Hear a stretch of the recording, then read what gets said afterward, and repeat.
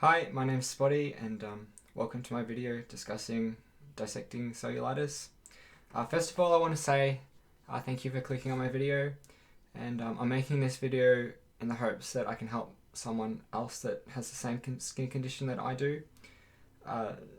Dissecting cellulitis is a chronic skin condition and it can be very, very overwhelming.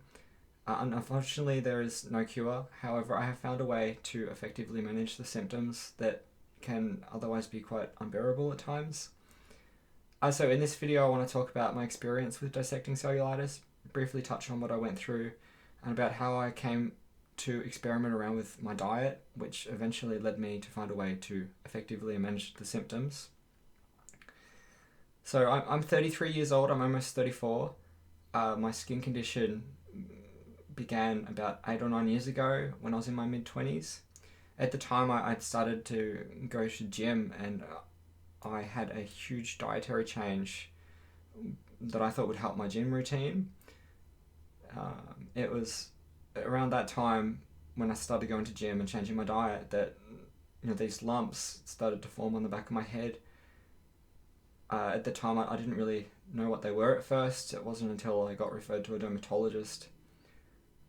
I kind of ignored them to start with as well. I thought it was a pimple. I didn't really understand what it was, but it just kept growing, and then more of them would come up, and then there'd be hair loss. It was just, it took a while just to accept the fact that this was happening to me, let alone deal with it. So over the preceding 5 years, I continually ended up seeing a dermatologist and kept seeing him, and he prescribed me antibiotics 3 times, and they were for a duration of about 10 months each time. And I also had Roaccutane. I've had it twice in my lifetime, but I had a second time while I saw him during those 5 years. And the Roaccutane, I was on that for about 9 months. I also had regular cortisone injections to help me manage the symptoms. But my dermatologist advised me at the time that he had only seen this skin condition a few times in his entire working career. And he was nearing retirement age, and he was a professional at his job. He works full-time hours, and he sees a lot of people. So for him to say that, it means that it's a very, very rare skin condition. And unfortunately, that means there isn't a lot of support or material out there that can assist you with dealing with this condition, which is one of the reasons I'm making this video, by the way. So my dermatologist told me that dissecting cellulitis, it's really more about managing the symptoms than anything else, and that there is no real cure, at least from his perspective. He just wants to prescribe more pills. So it was so bad for me that it would build up for the skin condition itself. It would start to grow, and then it would build up over the course of like 3 or 4 weeks or longer. And then it would finally pop, and then a continuous outpour of pus and dark black blood would come out and fill almost like half a box of tissues. I'd just go from one tissue to the next, to the next, to the next. It would just keep coming out, and you just couldn't get it all out. There was just so much. So in my personal experience, I have felt that it has continually got a lot worse as I've gotten older as well. I don't know, maybe that's just me thinking it has because I've got a lot more hair loss now, or if I call them volcanoes. I don't call them pimples because they're not a pimple. A pimple comes up over the course of a few days. You pop it, and then you get the core out and it goes away, it's gone. This thing comes up on the back of your head. It grows continuously. It finally pops. You get all the goo out, and then it just keeps growing again. And then it expands out. It has tentacles that go out all over the back of your head. It just doesn't go away. But so I found the only way that I've really been able to effectively manage this thing was when I changed my diet. I found time and time again that different types of foods that I've eaten have had a direct correlation with the skin condition and those volcanoes that grow on the back of my head. While I can't advise you what to do, I just want to give you my story and what has worked for me. I'm not opposed to others trying to get assistance from a dermatologist. I've been there. I've gone down that road before. I needed it at the time. I had no other option. I couldn't. It got so bad at times that I couldn't even sleep because the moment I even slightly moved my head on my pillow in my sleep, subconsciously, I would wake up in excruciating agony. It is incredibly painful skin condition. It is so painful that, like, for example, one time I was cleaning up my car and I didn't think, I just hit my head on the back of my car, on the roof of my car. I was in excruciating agony to the point where I was immobilized for 5 whole minutes, and that's not an exaggeration. I couldn't move for 5 whole minutes. It is the most excruciating agony I've been through. Just having the skin condition rubbed against, like hitting the back of my head with something. Even if it's not a huge impact, it's just a slight impact was enough to make me immobilized for 5 minutes. So it's not a pimple. It really is overwhelming.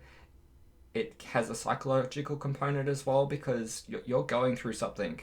If you've got this skin condition, you are going through something, and it is really painful.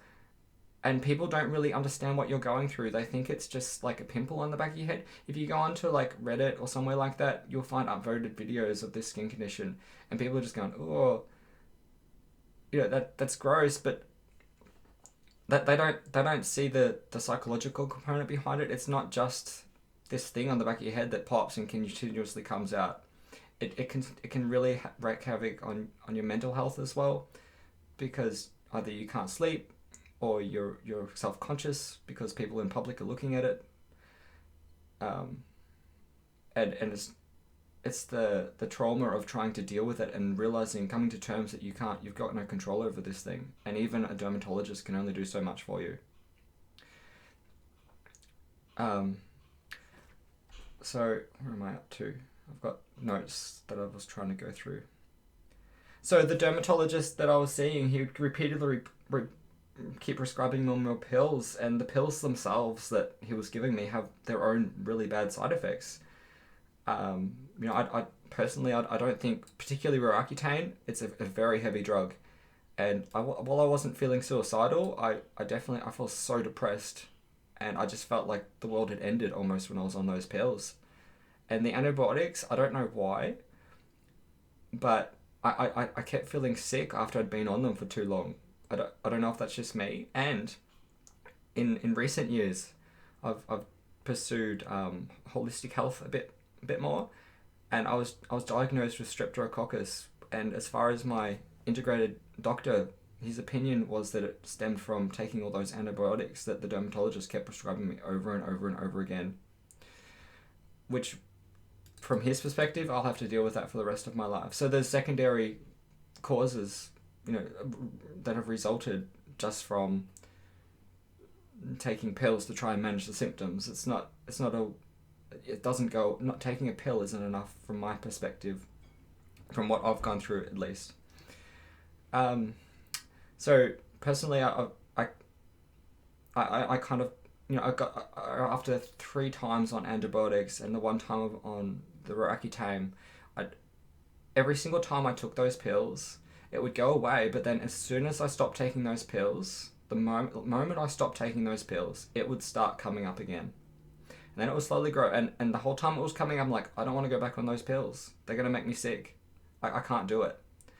And then eventually my attitude would change, because the skin condition would get so unbearable that either I'd be at work and it'd suddenly pop and there'd be blood everywhere, or I'd wake up in the middle of the night and there's blood all over the back of my head. It's almost like when you're a child and you wet the bed, only it's your head and there's blood all over your face. It's awful. So, and the pain, it's the pain that really gets to me with this skin condition. When the pain is unbearable, back then at least, I had to go and see the dermatologist and get antibiotics because I couldn't deal with it. I had no other choice. I sort of backed into a corner from that perspective, for me personally. So the pills, they would work. Yes, they do work. They get your symptoms under control. Roaccutane is an effective drug to suppress the symptoms, but the moment you stop taking it, in my experience, it just came back. I don't know if some other people have had an experience where it's gone away. permanently from taking Roaccutane once. I don't know, but in my experience, it just come back. And as I mentioned before, as I've gotten older, I've felt like I feel like as I've gotten older, the skin conditions gradually worsened. Like it comes up faster. It seems to be more severe. There's more hair loss. Like now I seem to suffer from a bit of inflammation, which is a secondary skin condition. It's not the actual skin. No, it's not dissecting cellulitis itself. And I don't know if that's because I'm getting older or I'm at a loss to understand why. But I feel like my body's just not coping as well as I've gotten older, dealing with it. So going back to the 5 years that I was seeing this dermatologist and going through pills and being in denial and going through the process over and over again, eventually I came to the conclusion, because I was thinking about it over and over again. I'm like, I can't deal with this. If it's having such a psychological impact on you that you're thinking about it 24/7, like you're waking up in the middle of the night because you're in pain, you think about it, it gets on your mind and you don't stop thinking about it. So during that time, towards the end of that 5 years, I was continually thinking over it, and I eventually came to the conclusion. I thought back, when did this start? When did the symptoms start? What was there a cause? I eventually came to the conclusion that the skin condition started for me roughly the time that I started going to gym and I had that change in diet. Because when I started going to gym, I started to do the carb loading, and I'd make sure I'd have 80 grams of fat a day or something like that. It was a lot of fat. And it wasn't just that. I was eating eggs. I was eating lots of yogurt. These are foods that I previously didn't really eat that much of. Very rarely, on special occasions, maybe if I went out for breakfast, I'd have eggs on toast or something. But otherwise, I wouldn't eat them very, very inconsistently. So I experimented around with diet, and I tried a few different diets. I tried getting rid of different types of carbohydrates like bread and pasta. I tried paleo for a while. I think paleo did work to a degree, but it didn't get rid of it. It was still there. It definitely reduced the symptoms though. But then I eventually moved on and I tried a very low fat diet. So at the moment, I really don't have much fat in my diet at all. Whereas previously when I was at gym, I had lots of fat in my diet. So what I did was when I stopped eating, I completely cut fat out of my diet because I was desperate. I would try anything. I'd try different diets for like a month, and people thought I was crazy. They're like, why are you having this extreme diet? They don't understand what you're going through to reach that point where you're willing to try anything just to see if something works. So at one point, I tried a few different things. At one point, what actually led me to the conclusion about the fats, I tried a diet called fruitarianism. It's not very common. A lot of people don't even know what it is. It's basically where all you eat is fruit, and that's it. I was eating about 8 kilos of fruit a day. There's a few things you need to know if you want to try that diet. I don't really recommend it because especially if you're at risk of diabetes, for example, and not just that, the diet itself is quite expensive. You go through a lot of fruit, and fruit's not cheap, especially when you're eating it by the kilo. But when I was fruitarian, the thing with fruitarian is you don't really have any fat in your diet, or not much. You have trace amounts maybe, but you don't have a lot of fat. And fruit is very easy to break down. Your body doesn't really have to spend a lot of resources. It's almost like it's already broken down from the standpoint of your gut biome. It's the soluble fiber, it's particularly soluble fiber in like banana or a mango. The body can absorb the nutrients and all the calories really efficiently, and it pushes through really fast through your intestines. So anyway, I was trying these different diets, and I found that when I tried fruitarianism for like 6 weeks or something, almost 2 months. I eventually had to stop though because of the streptococcus. But while I was having fruitarianism, my skin condition went down to the point where it wasn't even there. There was no lumps. It completely went down to like a normal person where there's obviously there's hair loss still. but all the lumps had completely disappeared. But like I said, unfortunately I had to stop because of the streptococcus. When you've got streptococcus, I hope I'm pronouncing that right, I don't really know, but streptococcus, it's like an imbalance of bad bacteria in your gut biome. It's caused by being on antibiotics or various other pharmaceutical pills for a prolonged period of time, because what will happen is a lot of the good bacteria, well, this is what my understanding of it is at least, some of the good bacteria in your gut biome dies off, and then you have an imbalance of the bad bacteria, which is streptococcus. Now, everyone's got streptococcus, this is my understanding.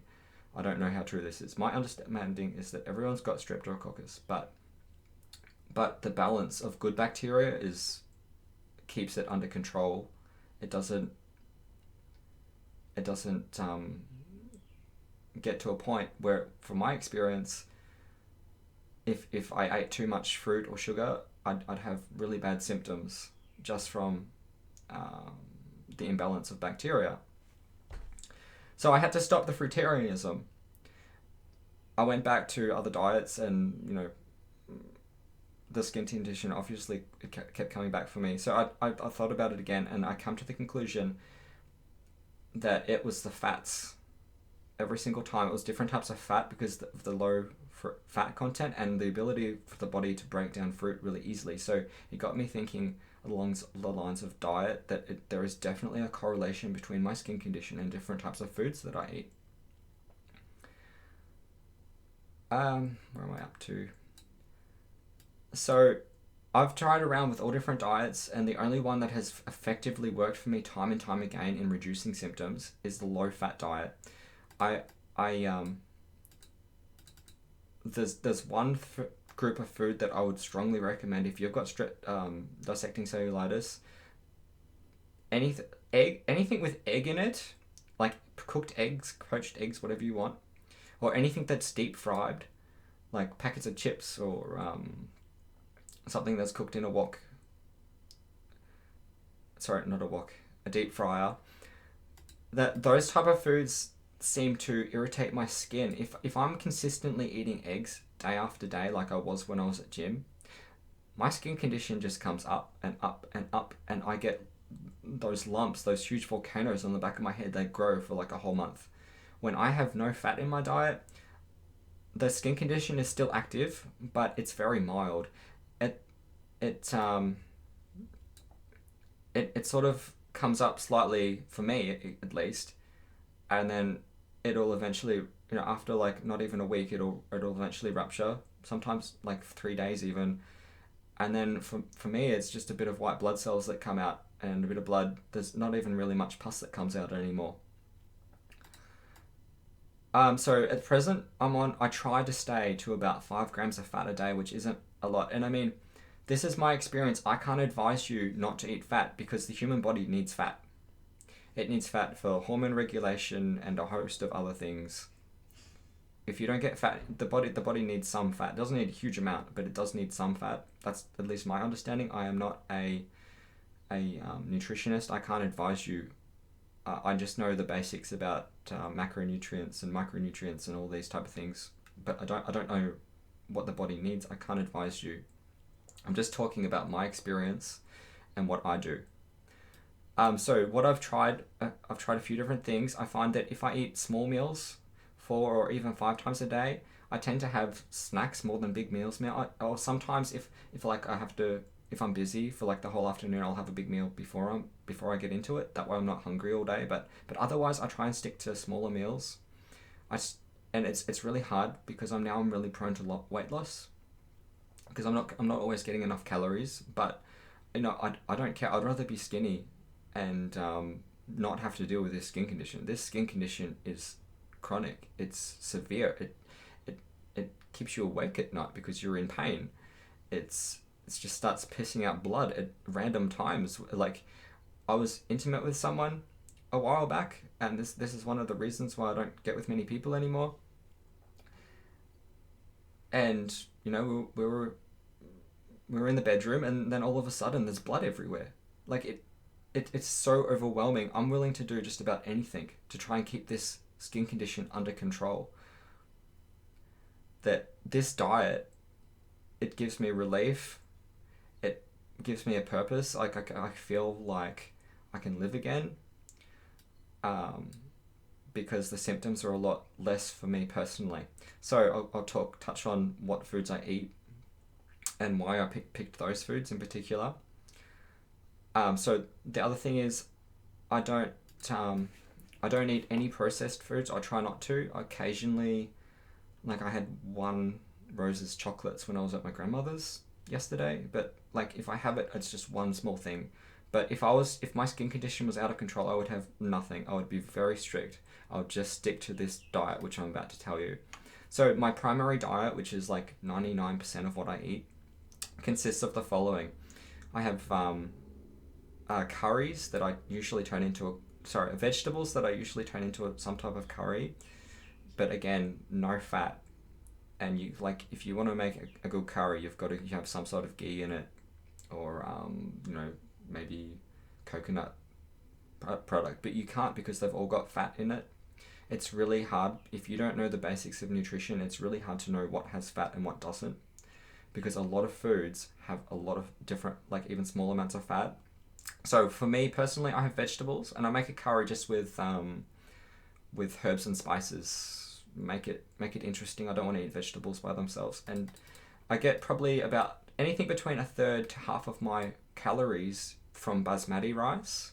The holistic doctor that I was seeing, I'd kept advising me to eat ballistic rice. Oh, sorry, I'm gonna try basmati rice, because it's a lot lower GI, and from his view, it's better for the body. I don't understand his full opinion on that, but I stick to basmati rice because it's lower GI, and I think it's probably a bit better for me than white rice. And the other thing I eat is fruit. I love soluble fiber. I've got a long history, and I don't know if other people have had the same experience if you've got dissecting cellulitis, but I've had a long history of problems with my going to the toilet, either alternating constipation or diarrhea. But if I don't eat fruit, I seem to get very, very constipated. So I have fruit as well. Even though my doctor tells me not to because of the streptococcus, I have it because I choose to.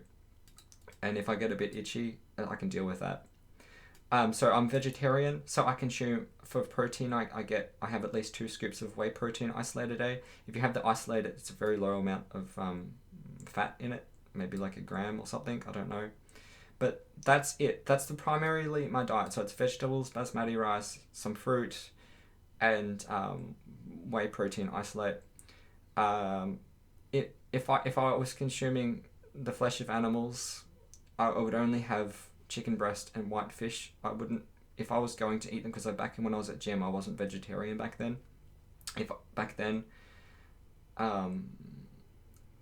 But I always felt that my body didn't break down certain meats very well, particularly red meats.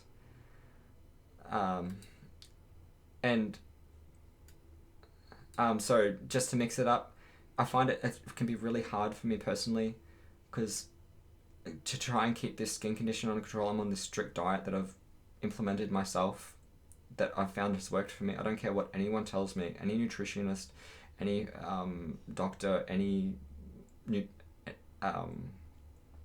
don't care what anyone tells me. This diet has worked for me time and time again, and unless you're going through what I'm going through and you've tried something yourself to see if it works, this is what I'm going with. This is what I know. It works every single time. Where am I up to? So it can be really hard for me. Sometimes I crave different foods because I'm not getting any takeaway or anything I enjoy.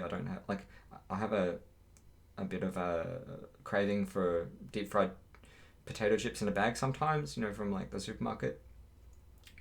So I try not to have those sort of foods, but if I do I occasionally have something different, like some Chinese food or something, just to get the cravings under control. So because if I don't have it for a long period of time, I find that it kind of overwhelms me, and then I end up binge eating. So for me, only because I've got the skin condition somewhat under control, I let myself have something a bit different occasionally, and it doesn't seem to be too bad if it's once in a while. the symptoms don't flare up if in my experience, if I just have it once or just occasionally. It's when I'm consistently eating different foods like fats. But again, if my skin condition was really bad, I wouldn't have any fats until I got it under control.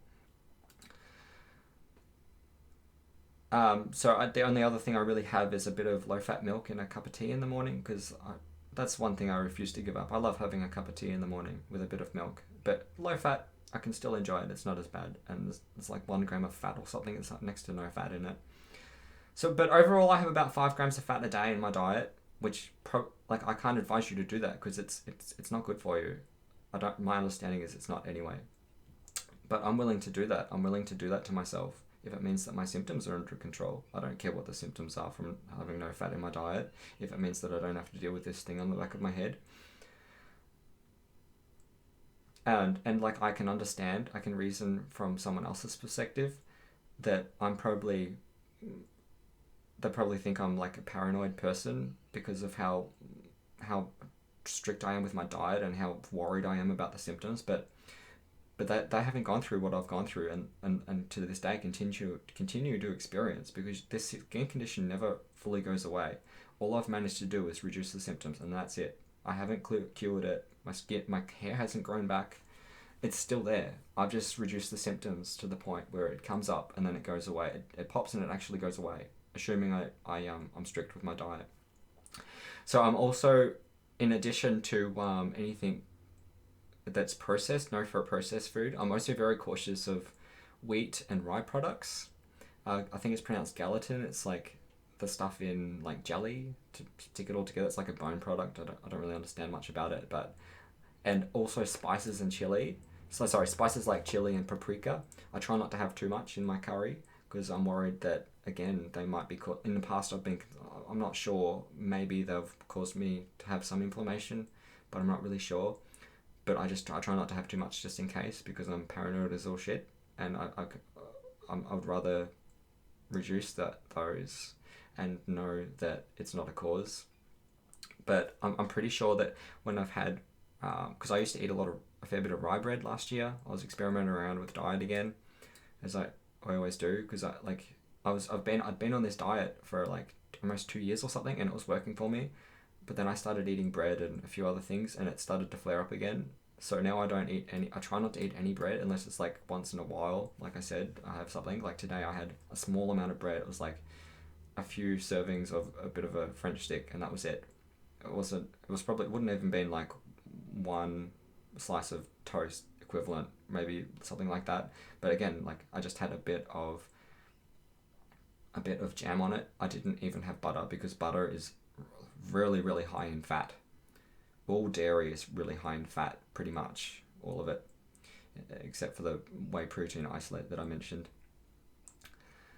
Now, what I've talked about in this video is just part of my opinion. I've got a lot more opinions on a number of other topics that I don't want to go into in great detail on YouTube, because YouTube are notorious for censoring certain type of information, and I fear that any alternative views to what the medical industrial establishment wants everyone to believe, I feel that there's a good chance that might be taken down in the future. But if you want to know a more detailed opinions of mine, I'll definitely tell you them. You just have to get in contact with me, but I'll give details about that towards the end of the video on how you can get in contact with me. So where am I up to again? Now, I was going to, at this point, because I put a list of, I brainstormed everything I was going to say, and I'm going to show you my skin condition now, what it is at the moment.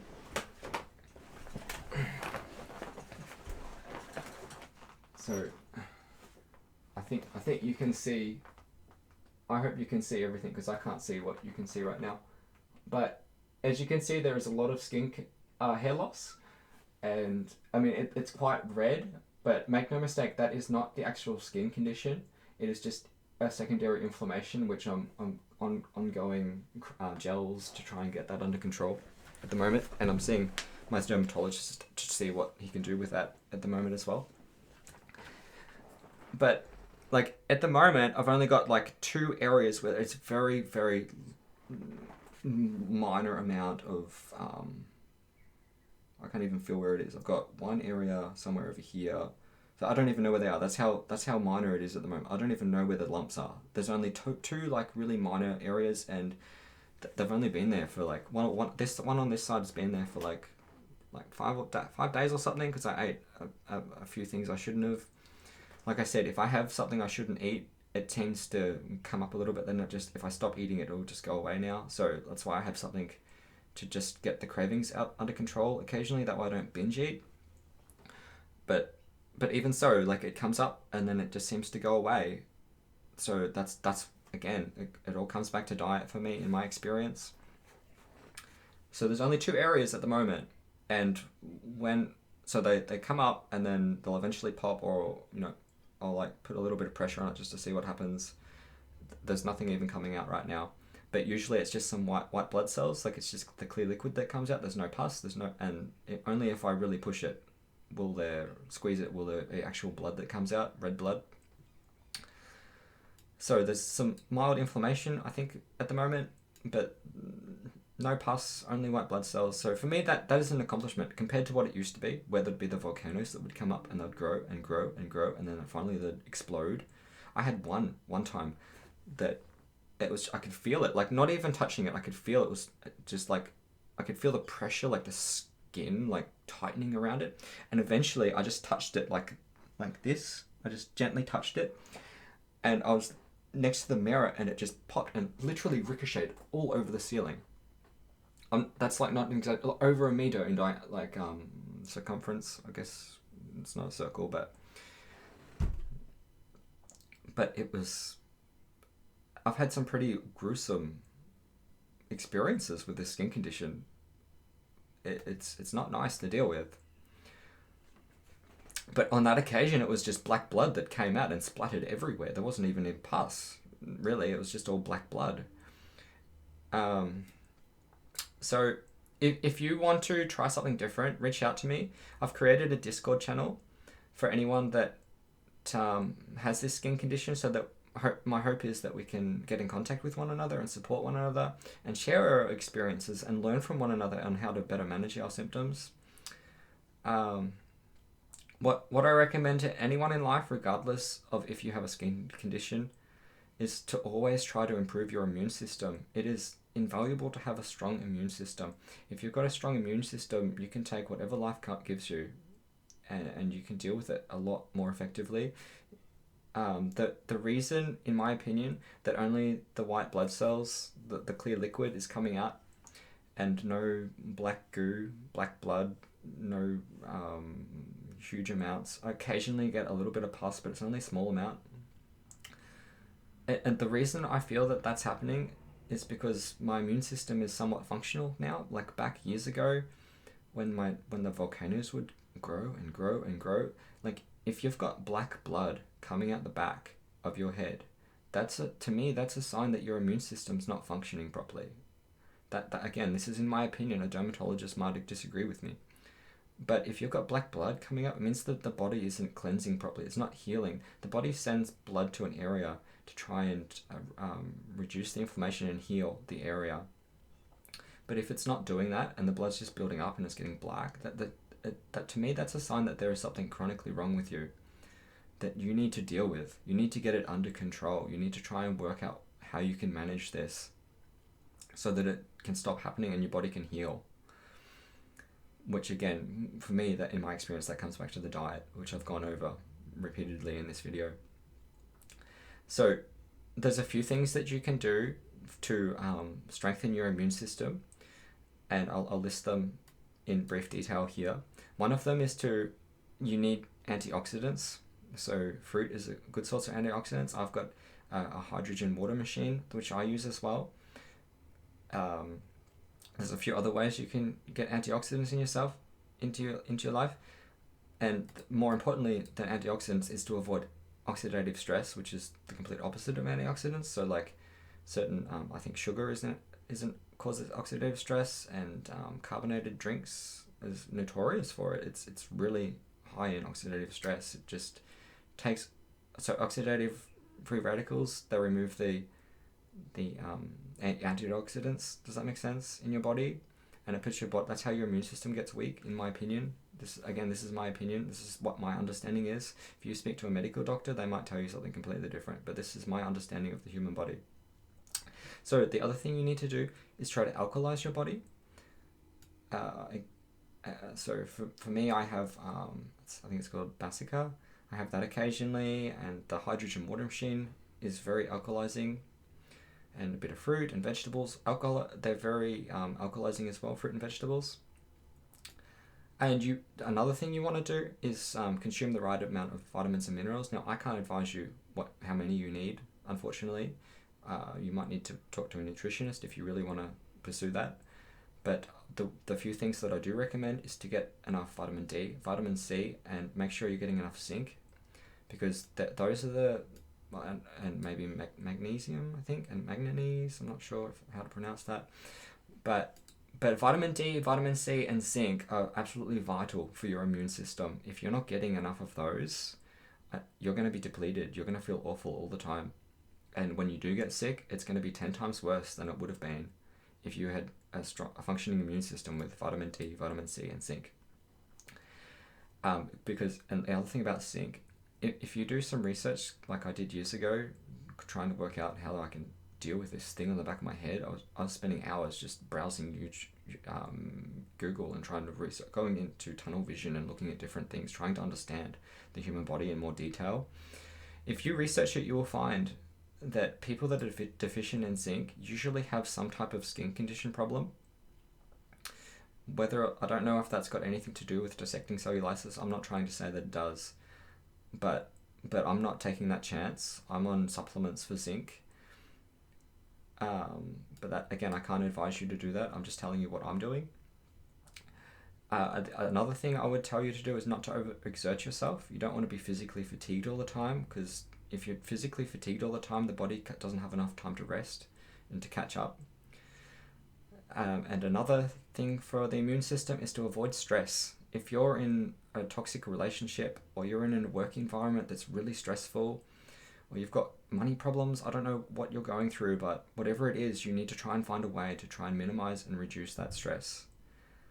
So whether that's through faith or a change of lifestyle, I can't advise you, but you need to get that under control. Stress is very damaging to the immune system. And again, this is all in my opinion, so many others will disagree. But one other thing, particularly if you're a male, then and I know a lot of people will disagree with this, but in my opinion, I would strongly recommend abstinence, because when you release your seed, a lot of the body's vital nutrients are released to procreate.